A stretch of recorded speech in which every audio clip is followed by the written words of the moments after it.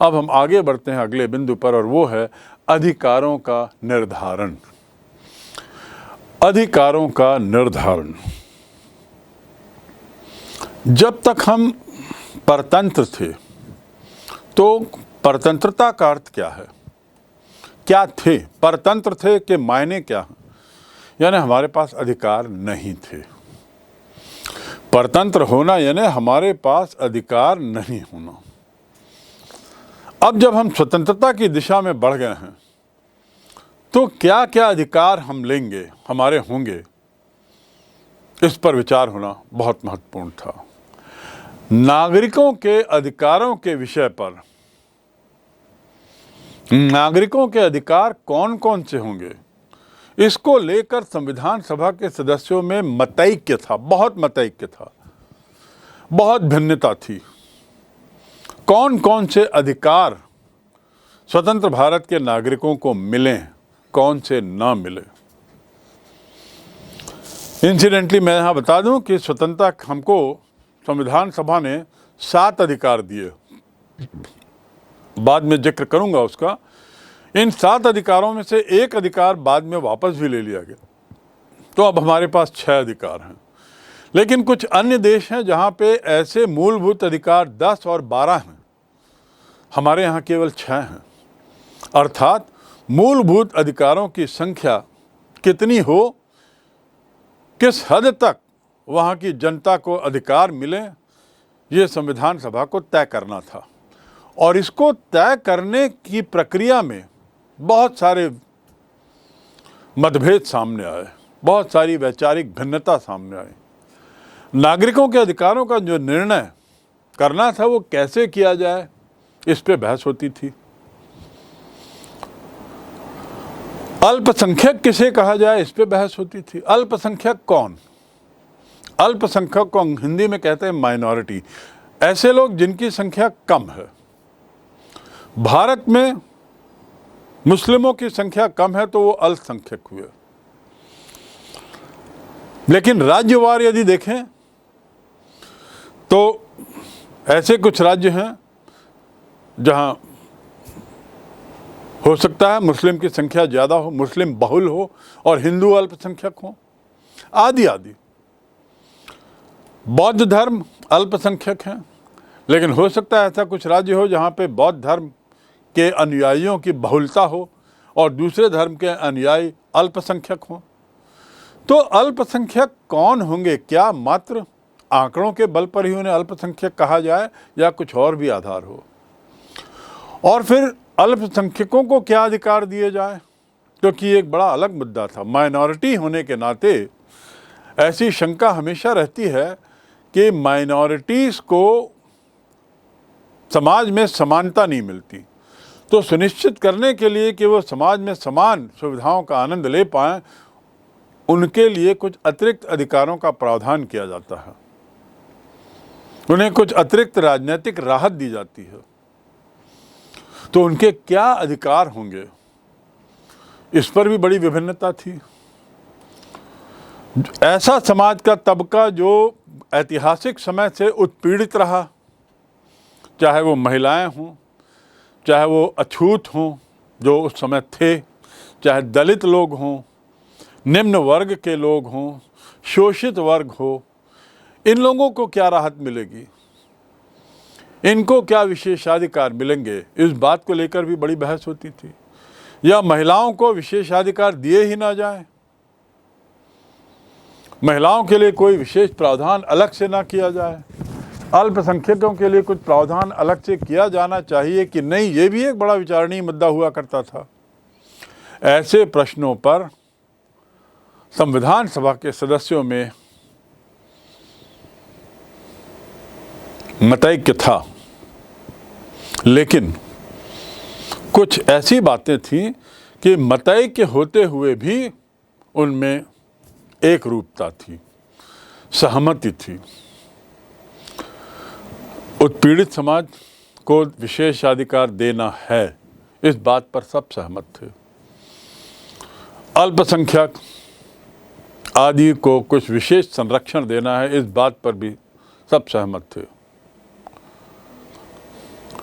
जवाहरलाल नेहरू ने अपने उद्घाटन भाषण में जनता की इच्छा पर बल देते हुए जनता के दिलों में समाई आकांक्षाओं और भावनाओं, जनता की इच्छा, उनका बारंबार इस बात की ओर इशारा था कि जनता अहम है, जनता सुप्रीम है, जनता सर्वोच्च है।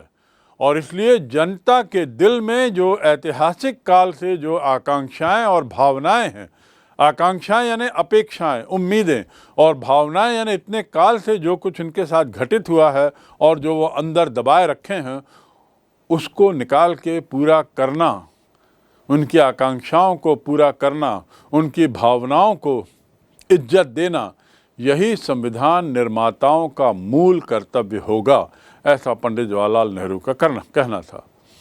परंतु परस्पर विरोधी विचारों के बीच किसी समाधान पे पहुंचना और किसी विषय पर सामान्य सहमति बनाना, ये बड़ा कठिन काम साबित हो रहा था, क्योंकि कहीं ना कहीं ये भावनाएं इन लोगों की टकराती थी, विचार टकराते थे, और इसलिए कई बार समाधान पे नहीं पहुंच पाते थे, निष्कर्ष पे नहीं पहुंच पाते थे ये विधानसभा के सदस्य, और सामान्य सहमति भी नहीं बन पाती थी। बड़ा जटिल मामला हो गया था, कोई सरल काम नहीं था। तो अधिकारों के निर्धारण में कई दिक्कतें सामने थीं। यदि हम अल्पसंख्यकों के लिए पृथक निर्वाचिका की समस्या की बात करें, अल्पसंख्यकों के लिए पृथक निर्वाचिका, इस पर यदि हम बात करें तो मद्रास के एक सदस्य थे बी पोकर बहादुर, वे अल्पसंख्यकों के लिए पृथक निर्वाचिका बनाए रखना चाहे। उनका कहना था कि उनके लिए निर्वाचिका ही अलग रहे।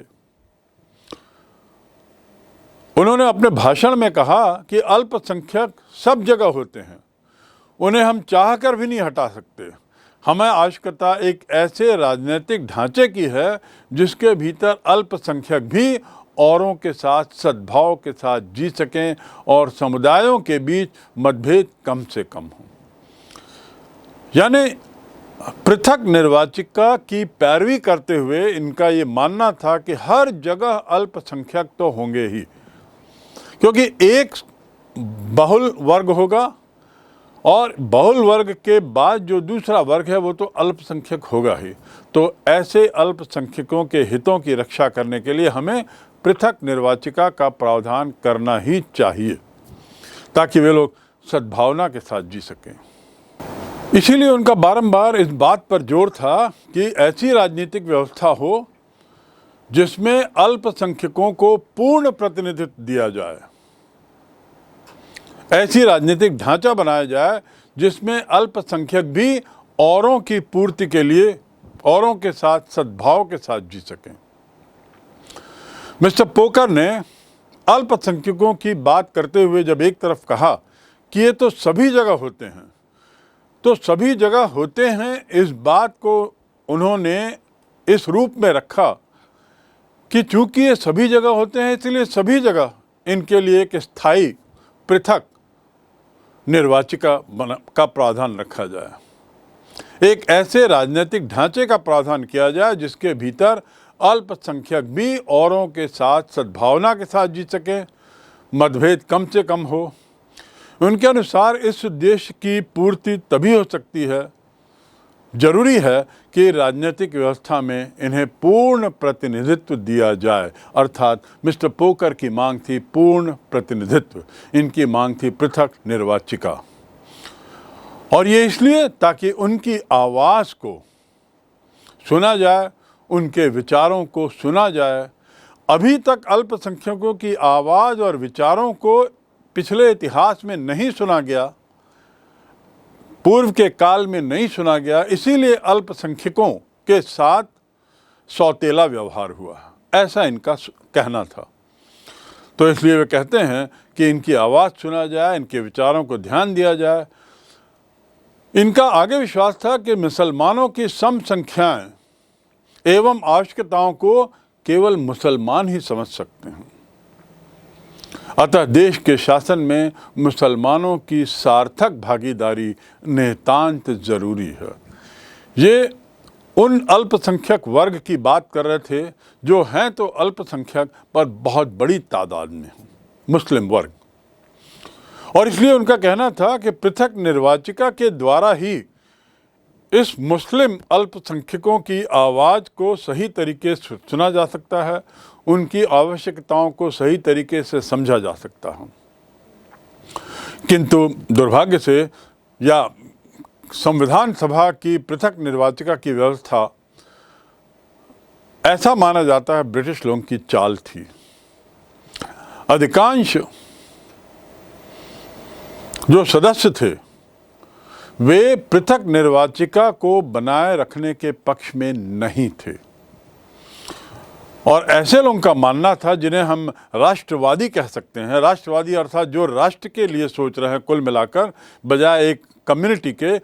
इन लोगों का कहना था कि पृथक निर्वाचिका की जो ये बात आ रही है, इसके पीछे वही साम्राज्यवादी बू आ रही है, इसके पीछे वही ब्रिटिश प्रशासकों की डिवाइड एंड रूल, तोड़ो और शासन करो, ऐसी चाल दिखाई देती है, जिसके द्वारा वे भारतीयों को अभी भी विभक्त करने के प्रयास में हैं।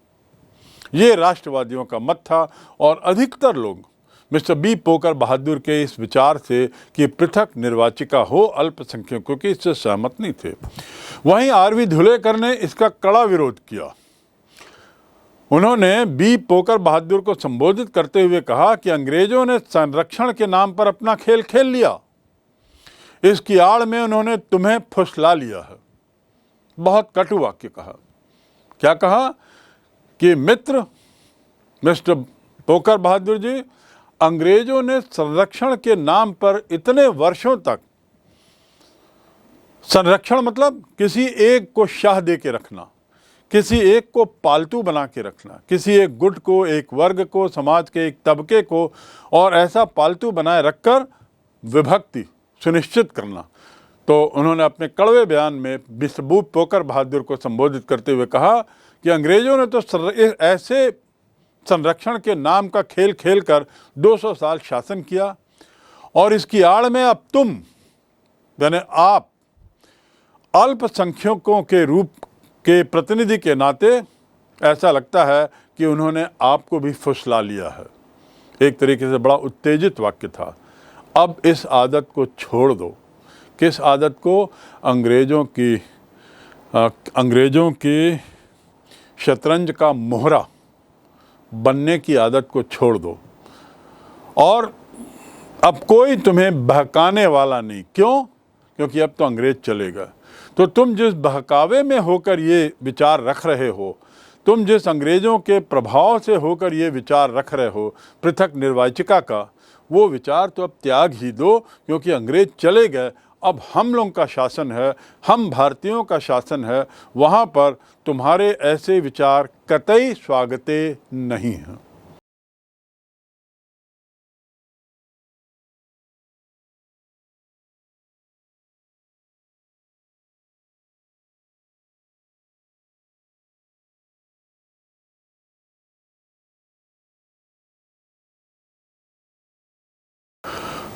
पृथक निर्वाचिका के मुद्दे को लेकर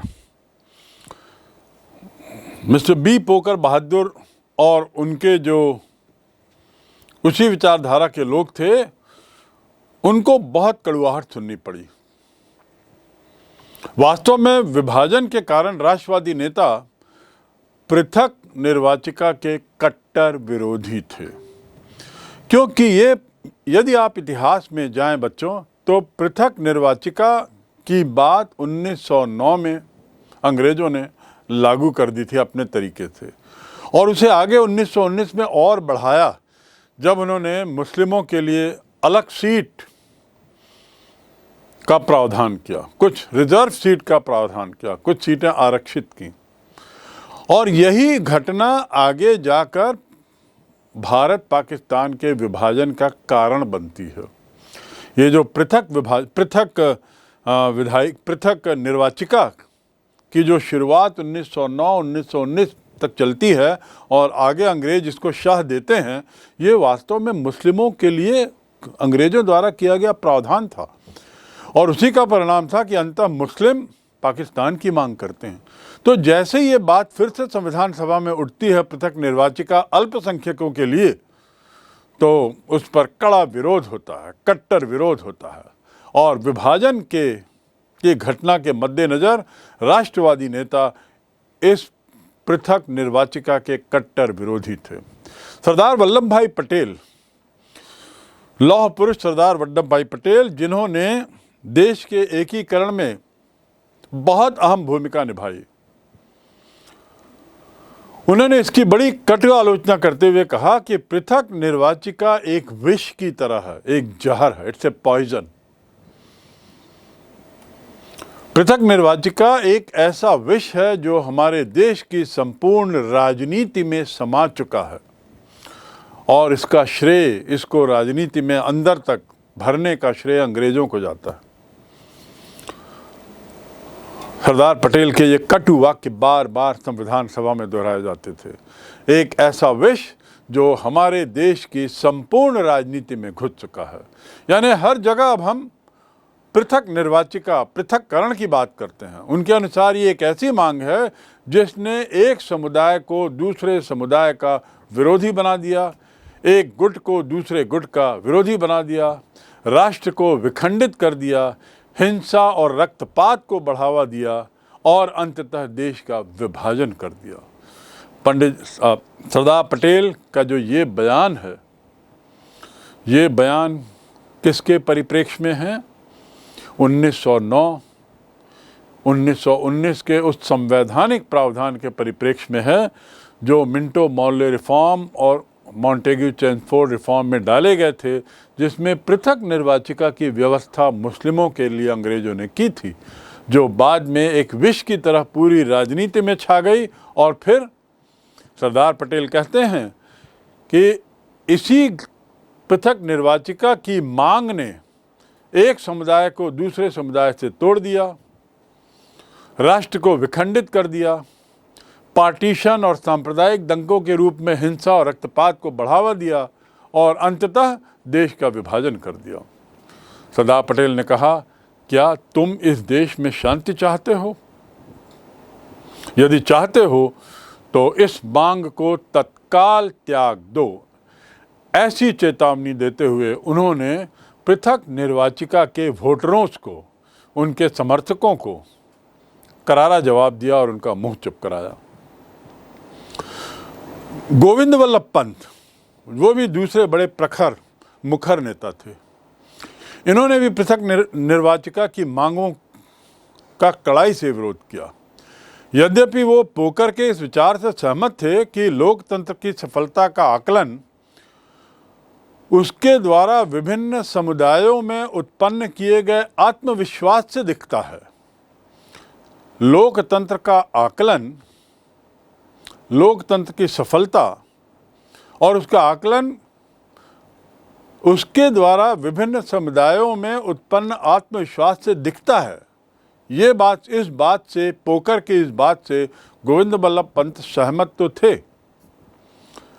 लेकिन वे पृथक निर्वाचिका की मांग को आत्मघाती समझते थे।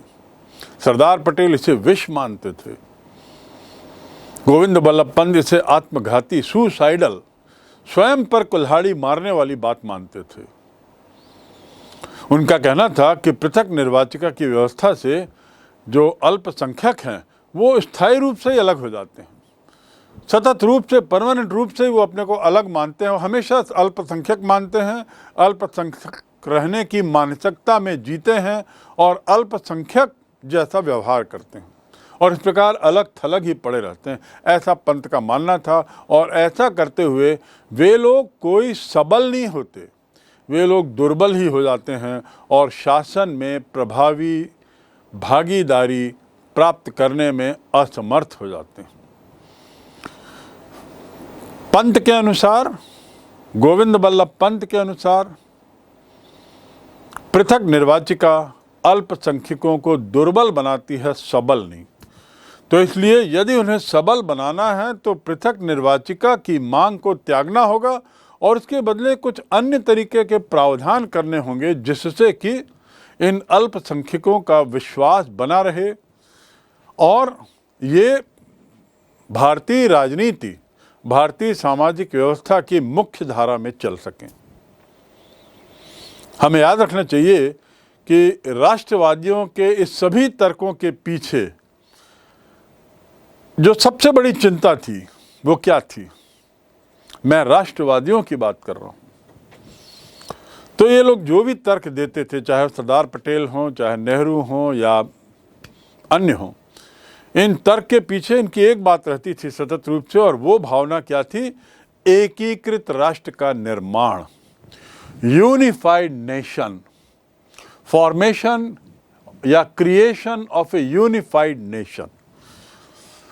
ये एक बहुत बड़ी बात थी, क्योंकि एक राष्ट्र को एकीकृत करना तो एक समस्या थी और एकीकृत करने के बाद उसे एकीकृत बनाए रखना ये दूसरी समस्या थी। एकीकृत करने की समस्या का काफ़ी हद तक सरदार पटेल ने निराकरण कर दिया था जब उन्होंने भारत के 562 रियासतों में से अधिकतर रियासतों को भारत में शामिल करने में सफलता पाई थी, जम्मू कश्मीर, जूनागढ़ और हैदराबाद को छोड़कर। पर एकीकृत की अक्षुण्णता बनाए रखना, एकीकृत राष्ट्र की अक्षुण्णता को बनाए रखना ये एक बड़ा कठिन काम था। और इसलिए और इस बात के प्रति संविधान सभा के निर्माता बड़े सजग थे कि सरदार पटेल ने जो एकीकरण किया है या कर रहे हैं, वो एकीकरण यथावत बना रहे, ये एक बहुत कठिन काम है। और इसीलिए बार बार इसी की चिंता करते थे और इस चिंता का ही परिणाम था कि वे पृथक निर्वाचिका शब्द से ही नफरत करने लगे थे। राजनीतिक एकता, राष्ट्र की स्थापना, ये दो चीज़ें, देश की स्थापना, एक राष्ट्र बनाना, राजनीतिक एकता लाना, लोगों के मन में राष्ट्र की भावना लाना, क्षेत्रीयता की भावना को तिरस्कृत कर राष्ट्र की भावना लाना, इसके लिए बहुत ज़रूरी था कि हर व्यक्ति को राज्य के नागरिक के सांचे में ढाला जाए, देश के नागरिक के सांचे में ढाला जाए और प्रत्येक समूह को राष्ट्र के भीतर समाहित किया जाए। ये बहुत अहम बात थी। ये बहुत ज़रूरी था कि यदि हमें एकता स्थापित करनी है तो समाज के सभी तबके को इसमें जोड़ना होगा और जोड़ने के साथ साथ उन्हें हमें समाहित भी करना होगा। ऐसी सोच उनमें डालनी होगी कि वे राष्ट्रहित को सर्वोपरि रखते हुए सोचें कि यहाँ का प्रत्येक नागरिक राष्ट्रहित को सर्वोपरि रखते हुए सोचे और यहाँ के जितने भी समूह हैं वे अपने को मुख्य धारा में, राजनीतिक और सामाजिक मुख्य धारा में महसूस करें। ये एक बहुत ज़रूरी काम था। यदि संविधान से नागरिकों को अधिकार देना है तो नागरिकों को भी राज्य के प्रति निष्ठा का वचन देना होगा। सदस्यों का कहना था कि हम लोग अधिकारों की बात कर रहे हैं, पर नागरिकों के क्या कर्तव्य हैं, इसकी बात भी बहुत ज़रूरी है। हम अधिकार देने हैं, इस पर असहमत नहीं हैं। हम सब इसमें एक हैं कि नागरिकों को अधिकार देना है।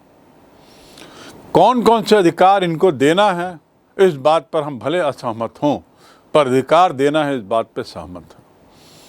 इन अधिकारों की जब हम बात कर रहे हैं तो हमें यह भी सुनिश्चित करना होगा कि नागरिकों को राज्य के प्रति निष्ठा का वचन देने की बाध्यता की जाए। राष्ट्र की निष्ठा, देश के प्रति निष्ठा, समर्पण, ये उनका कर्तव्य हो। वास्तव में जो राष्ट्रवादी लोग थे, इनका मुख्य उद्देश्य था कि एक ताकतवर देश का निर्माण हो। एक देश का ही निर्माण नहीं, ताकतवर देश का निर्माण, जहां हर व्यक्ति राष्ट्र का हित सोचे। और जब हर व्यक्ति राष्ट्र का हित सोचता है तो वह देश बहुत ताकतवर रहता है, मजबूत रहता है, यूनिफाइड रहता है, एकमेव रहता है, आदि आदि। और यदि देश को शक्तिशाली बनाना है, एक मजबूत राष्ट्र का निर्माण करना है, तो इस उद्देश्य की प्राप्ति के लिए, इस लक्ष्य को पाने के लिए जरूरी है कि राजनीतिक दृष्टि से सभी समुदाय के मेंबर, सदस्य राष्ट्र के सामान्य सदस्यों के रूप में होकर कार्य करें। सुन लीजिए, इन राष्ट्रवादियों का कहना था कि शक्तिशाली राष्ट्र होने के लिए जरूरी है कि उस राष्ट्र के सभी नागरिक, सभी समुदाय के लोग सामान्य सदस्य के रूप में रहें, एक बराबर रहें, समानता रहे, किसी को कोई विशेषाधिकार ना हो, अर्थात अल्पसंख्यक, बहुसंख्यक आदि विचार मन से हटा दिए जाए। हमारे लिए सभी नागरिक समान हैं। राजनीतिक दृष्टि से सभी लोगों को समान अधिकार दिया जाए, और यदि ऐसा होता है तभी राष्ट्र एकजुट रहेगा, शक्तिशाली बनेगा। क्योंकि यदि इनकी भावनाएं, इनकी निष्ठाएं यदि खंडित हों, टूटी हुई हों, विभाजित हों, तो शक्तिशाली राज्य की कल्पना नहीं की जा सकती, शक्तिशाली राष्ट्र की कल्पना नहीं की जा सकती। ऐसे मजबूत राष्ट्र का निर्माण नहीं किया जा सकता यदि इनकी भावनाएं भी खंडित हों, यदि इनमें राजनीतिक स्तर पर समानता ना हो, यदि राजनीतिक स्तर पर इनके साथ कुछ खेल किया जाए, किसी तरह का प्रावधान अलग अलग तबकों के लिए अलग अलग तरीके से किया जाए, तो एकता नहीं रहेगी। ऐसी शंका संविधान सभा के अधिकतर सदस्यों में बहुत घर कर गई थी। गोविंद बल्लभ पंत ने एकजुट निष्ठा शब्द का उपयोग किया था। एकजुट निष्ठा अर्थात हम सब एक जैसी निष्ठा रखें। और ऐसा कहते हुए उन्होंने कहा था कि हमारे भीतर ये आत्मघाती और अपमानजनक आदत बनी हुई है कि हम सभी कभी नागरिक के रूप में नहीं सोचते, बल्कि समुदाय के रूप में सोचते हैं। नागरिक के रूप में, सिटीजन ऑफ द कंट्री, हमें देश के नागरिक के रूप में सोचना है, किसी समुदाय विशेष के रूप में नहीं सोचना है, किसी समुदाय विशेष का हिस्सा होते हुए हमें नहीं सोचना है। हम सबको भारतीय होते हुए भारतीयता को ऊपर उठाना है, क्षेत्रीयता को या समुदायवाद को तिरस्कृत करना है।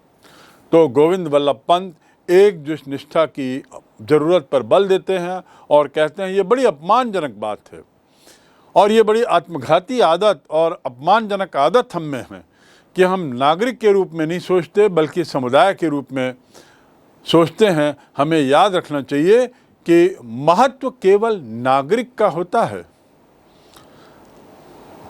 महत्व केवल नागरिक का होता है। Citizen, only citizen is important, nothing else. एक नागरिक के नाते आपका महत्व है, किसी एक व्यक्ति विशेष, किसी एक समुदाय विशेष का व्यक्ति होने के नाते आपका महत्व नहीं है। सामाजिक पिरामिड का आधार भी और इसकी चोटी भी नागरिक ही है। सामाजिक पिरामिड की बात की उन्होंने।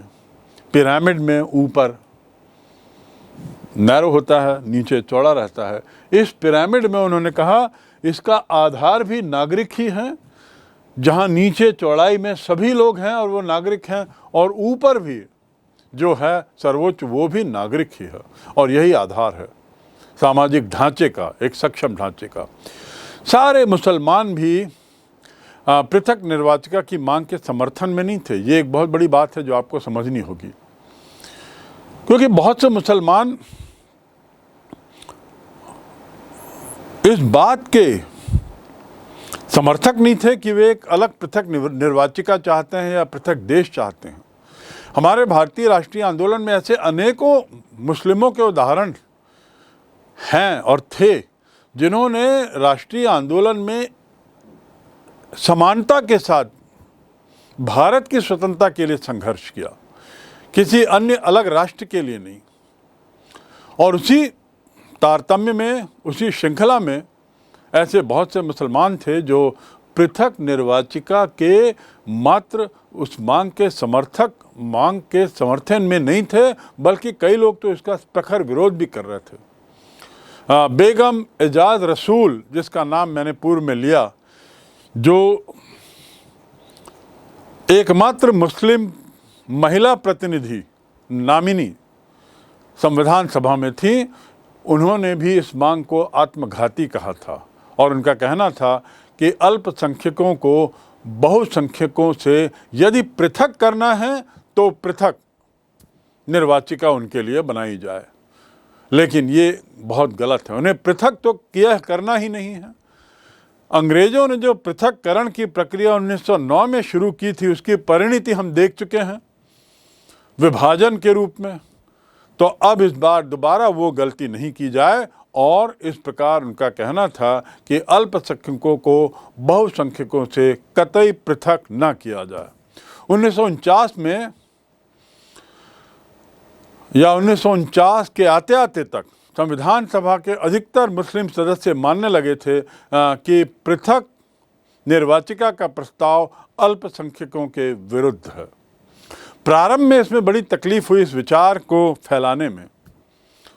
प्रारंभ में ऐसा लग रहा था कि इस संविधान सभा के बहुत से सदस्य पृथक निर्वाचिका के पक्ष में हैं, लेकिन जैसे जैसे समय बीतता गया, जैसे जैसे और विचार मंथन होता गया, जैसे जैसे गहन विचार विमर्श बढ़ता गया और